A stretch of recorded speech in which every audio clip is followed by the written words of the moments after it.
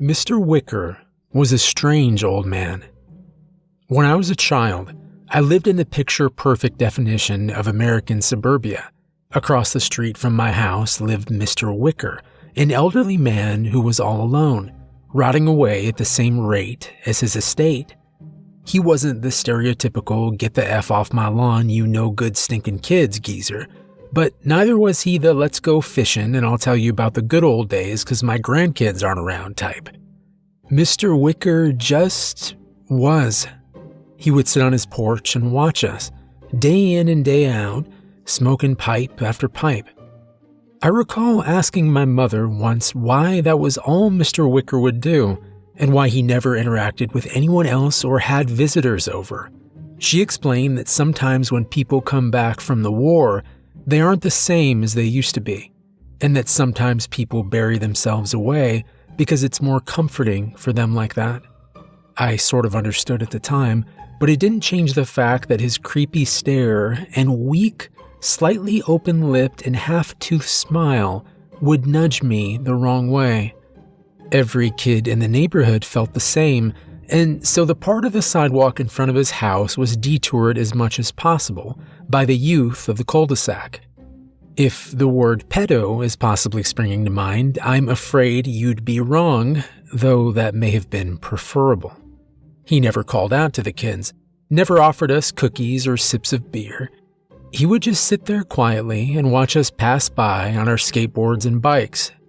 The sidewalk there was in pretty poor shape as well, so we'd often fall off and get scratches or bumps. But even though he saw it, Mr. Wicker would never offer a Band-Aid or some help.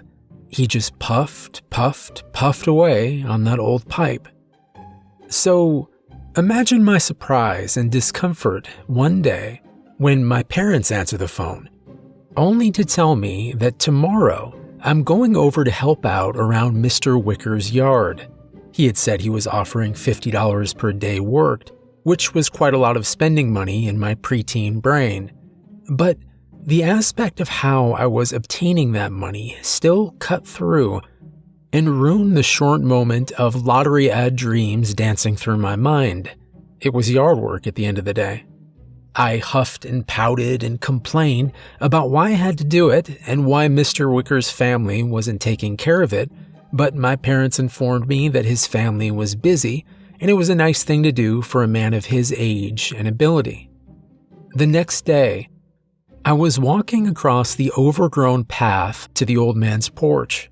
He was seated there and gave me that weird smile he always had. "Hello there, Jonathan," he remarked softly. "Lovely day, isn't it?" "Hello, Mr. Wicker," I responded quietly. "Yes, it's very nice out." "Well then, let's get to it, shall we?" Suddenly, Mr. Wicker rose out of his rocking chair and pulled out a cane I hadn't noticed earlier, before quickly making his way down the steps and around the corner of his house. He moved so much faster than I was expecting, so why did he need my help? The backyard was just as much of a mess as the front. The grass was high enough to scratch at my knees in some places, and lawn ornaments resembling animals peeked out from the cover of the blades, startling me as I passed them. In the very back, next to the fence that outlined Mr. Wicker's property, was a shed in the same state of disrepair as his house. After trying to open the door and failing, Wicker beat at the grass for a moment and kept on yanking, before turning to me. "Jonathan, would you mind opening this door for me? It seems to be a bit stuck." I sighed under my breath. "Yes, Mr. Wicker," I replied as I approached the door. I wrapped my hands around the handle, feeling flakes of rust fall off against my hand. Begrudgingly, I began pulling it open in large yanks, stumbling and almost falling backwards on the last large tug. "Thank you, Jonathan." Mr. Wicker did his signature smile technique and entered the shed, but I wasn't concerned with that. My attention was fixated on the cluster of old nails sticking out of the shed, just about penetrating my spine. Goosebumps wriggled all over my body, and my back became arched, as I was jammed between the door and the nails coming out of the wall of the shed. I slowly moved myself away and came out from behind the door while still holding it open. "Mr. Wicker," I called out, you have some nails sticking out by the door. They almost got me." The elderly man wobbled out, carrying out a pair of head shears. He looked around the corner of the door and gasped. "Oh, I'm so sorry. I should have warned you about that. I used to use those to keep the door open." He took hold of the door and motioned for me to back off before shoving the door against the nails so that it was stuck open. "It's been so long since I've been out here. Completely forgot about it." He tried to give me a light-hearted smile of apology, and for once I accepted it. It seemed reasonable enough, considering that everything he said rang the bell of truth to various volumes. My first job was to take the shears and begin cutting down some of the taller areas of grass around the outside of the estate so that it could be cut later without clumping up in the mower too much. I took a deep breath as I was given the hefty hedge clippers and began doing as I was told to the best of my ability. Snipping and clipping, I wandered the property randomly, trimming sections of plant life that rose above my knees. Even with my hat on my head, the summer heat was starting to boil me alive, and the sounds of other kids playing and laughing next door began to form the desire to rush in my heart, so I too could be free to spend my day as I wished. I looked up to see where Mr. Wicker had gone to, and sure enough, he was just standing on his back porch now, watching me work.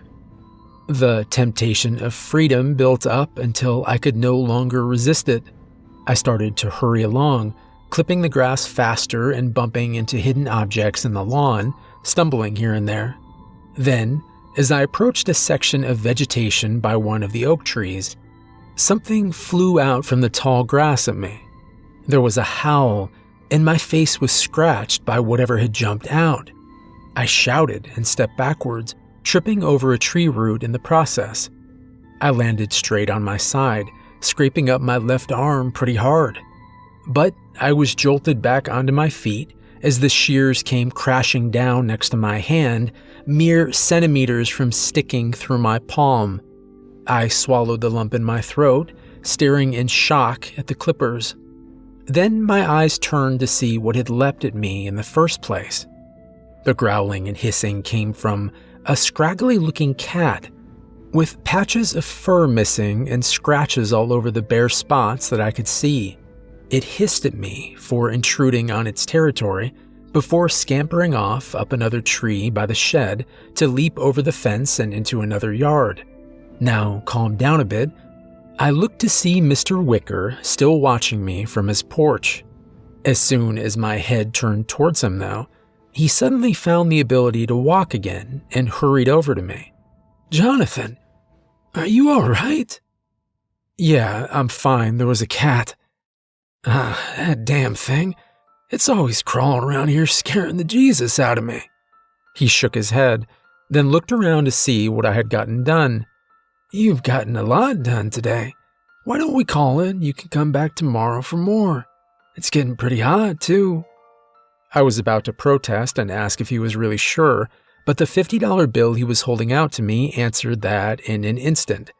I forced a moment of gratitude between the pulses of pain coming from my arm, happily accepting the bill, and beginning to walk home. Looking over my shoulder, I caught the old coot watching me yet again before wandering off into his shed.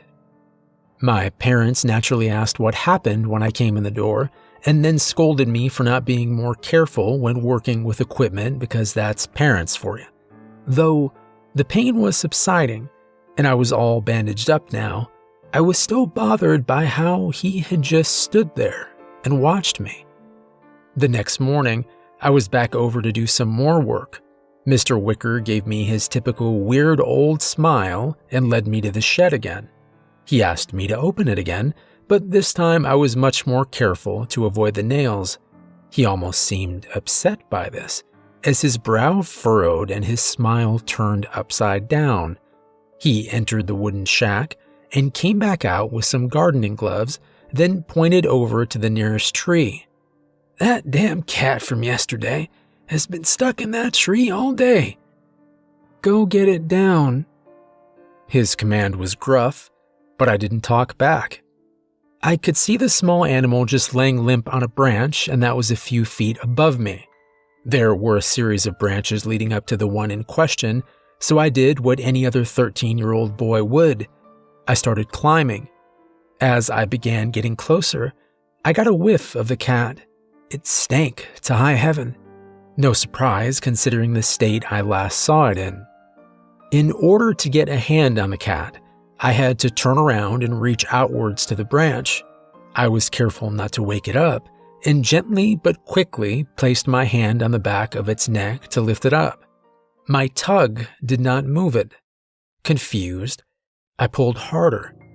This time, I noticed the roofing nail sink deeper into the cat's corpse, hiding in its mangled fur, and the trails of dried blood that stained the branch, initially hidden in the midday shade. The revelation made me lose my grip on my supporting branch, and my other hand slipped as well. And so down I fell, 6, 7, maybe 8 feet to the ground. Another crash onto my side, and the wind was knocked out of me instantly. I was coughing and gasping for breath, and after a few minutes of lying there, a shadow stood over me. Mr. Wicker stayed silent until I began to stand back up and shuffle around him as he continued to give me that weird smile. "What's your deal?" I screamed. "What the hell is wrong with you, old man?" I then booked it out of there, across the street and straight into my house. Once again, my parents asked what was going on, and I told them the truth, that Mr. Wicker asked me to climb a tree to get a cat down that he had nailed up there. And once again, my parents barked at me for not asking for a ladder, for not being careful, and that I was being ridiculous about Mr. Wicker nailing a cat to a tree branch. They demanded that I go back over and apologize to him immediately and finish the job, but I refused. I kept myself locked in my room, even missing dinner so that my parents wouldn't try to drag me back across the asphalt to be that sadist play toy. The cycle continued. My mom came up to tell me the next morning that Mr. Wicker had called and actually apologized, since he should have been the one responsible for me and was going to be more hands-on as our guardian. Wait, our? Yes, because he had gotten my best friend Jeremy roped into this charade. But there was a glimmer of hope to this. Perhaps Mr. Wicker wouldn't try anything with 2 kids, since we could corroborate our stories. And maybe the jobs would be less dangerous if there were 2 people doing it instead of just one being watched by this weird old man. Maybe. The word of wishers, but never certainty. Jeremy was already waiting for me, holding a shovel. His face read the same level of discomfort that I felt in my gut. We just nodded at each other for acknowledgement, then turned to face old man Wicker, who was bringing a motorized pushmower out of the shit shed. "Ah, Jonathan. Just in time. You've used one of these before, yes?" My stomach was already doing flip-flops seeing him bring out the mower based on the last 2 days. It tied itself in knots upon realizing that his people-watching meant he had definitely seen me mowing my lawn dozens of times, which meant I had no way of denying my use of the device. Mr. Wicker just gestured for me to go over to it. "My daughter got this for me last year. Haven't used it too much, but it's got that button start mechanism thing. Oh, and be careful. It clogs up easily." With one hand in his pocket and the other on his cane, he hobbled back onto his porch to gaze down upon us, probably hoping for some sign of injury to gawk at. Jeremy walked up close and whispered to me, "Hey, you all right? You look pretty bruised up." Blame the old fart. Just be very careful around here. Jeremy gave me a look, but nodded and walked off to do whatever he had been asked to do. I started up the mower, similar to the one my family had, and began pushing. Slowly, the backyard began to be tamed, with Jeremy tearing up weeds and myself evening out the grass. Occasionally, though, there were landmines hidden in the lawn. Loud noises would sound from the mower, and I'd immediately let go of the handle as a large rock or small lawn decoration would go flying out the side. I didn't care if I looked like a scaredy cat in front of Jeremy for letting go of the mower so often. By now, Wicker had me worry that he had strapped a bomb to the underside of this thing, ready to detonate it at any moment. Soon enough, as Mr. Wicker had said, the thick grass had clogged up the mower, and now nothing was coming out of it. I turned off the motor, and then just stood there, looking at the man in charge. He wasn't sitting down anymore. Instead, he was up against the porch railing, gripping it tightly. I could tell he was watching me, and that made me concerned about cleaning out the, "Yo, John, what are you doing?" Jeremy came over and pointed at the mower. "Clogged up?" "Huh? Yeah, but wait come on, man, this old fool's paying us $50 a day." My friend was already kneeling down, reaching into the blade's opening. "We can't be messing The mower started. Jeremy screamed, and I screamed, before trying to pull him away from the machine. He was crying for help as blood and tears were pouring from his body. His fingers were all snapped like baby carrots, either broken off by the blade already or dangling by fragments of skin, some stretching too thin and falling off as well. I yanked off my short-sleeved sweater and wrapped it around Jeremy's bloody forearm before gazing at the villain who was standing before us. A homemade device was clenched viciously in the geezer's hand, and saliva foamed at the corners of his mouth.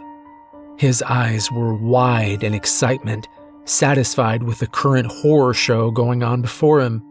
Tears were beginning to spill from my own eyes, and my throat choked up, stopping me from cussing the bastard out. My heart was thrust into deeper despair as he dropped 2 more bills on the ground before us, Jeremy's leaking blood staining the money. "Good work, boys." Obviously, after this, Jeremy was hospitalized, and Mr. Wicker was rightfully taken away. He was going to be put into some kind of home, hopefully far enough away that I'd never have to hear about or see the miserable old bastard ever again. My parents begged for my forgiveness when they heard about what happened, but at this point it didn't matter. Mr. Wicker was smiling the entire time he was taken away.